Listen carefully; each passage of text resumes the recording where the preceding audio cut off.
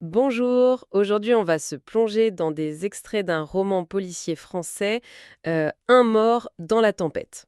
Bonjour. Alors attention, on ne va pas chercher qui est le coupable ou pourquoi, hein. Pas de souci là-dessus. Non, non, l'idée, c'est pas ça. Notre objectif, c'est plutôt de comprendre ce qui fait la saveur de ce texte. Son style, son ambiance et surtout le duo principal. Oui, ce tandem formé par le narrateur, celui qui veut pas qu'on dise son nom, mais dont le pseudo se prononce Chioufa. C'est ça.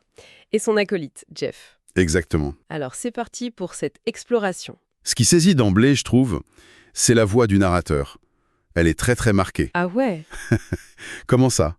Il se présente lui-même avec beaucoup d'autodérision, un cynisme, mais aussi un humour noir assez présent. Il se décrit comment alors? Comme un écrivain qui a pas réussi en fait, et qui est devenu détective privé un peu par hasard, ou plutôt par nécessité, pour manger quoi. D'accord. Il en parle sans détour, hein. Oui, oui, très directement. Il revient souvent sur ses échecs, ses études techniques, bon, validées mais sans grande passion derrière. Et son service militaire aussi, je crois. C'est ça, un service militaire ennuyeux, une timidité maladive. Il dresse un portrait assez peu flatteur de lui-même, finalement. Et c'est justement ce ton qui est intéressant. Ce mélange entre un langage très familier, parfois même un peu cru. Oui, il n'hésite pas.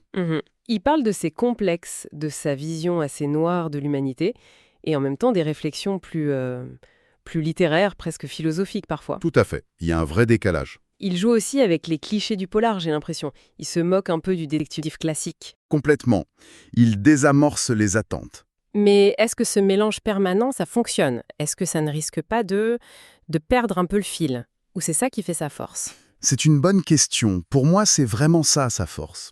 Justement, en refusant les archétypes, il ancre son récit dans quelque chose de plus décalé, oui, mais peut-être plus réaliste à sa manière, moins idéalisé.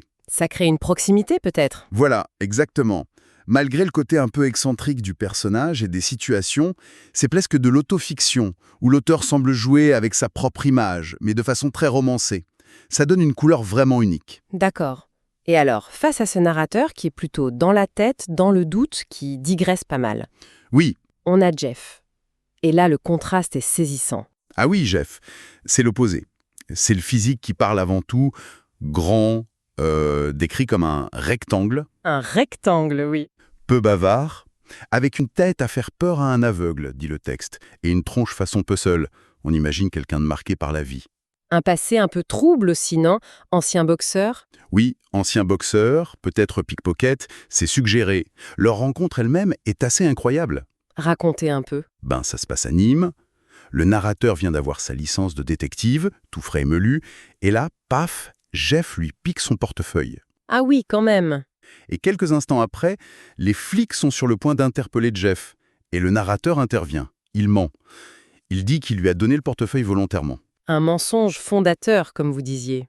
Exactement. C'est ce qui lance tout. Et à partir de là, le narrateur lui propose de devenir son arme secrète. Son garde du corps. C'est ça. La formule, c'est moi la tête, toi les poings. Simple et efficace. Et Jeff accepte. Ses conditions sont basiques. Un toit, à manger et sa dose de pastis. Le fameux jus de fruits. Ce détail est génial, je trouve. Ah oui, ça dit beaucoup sur lui.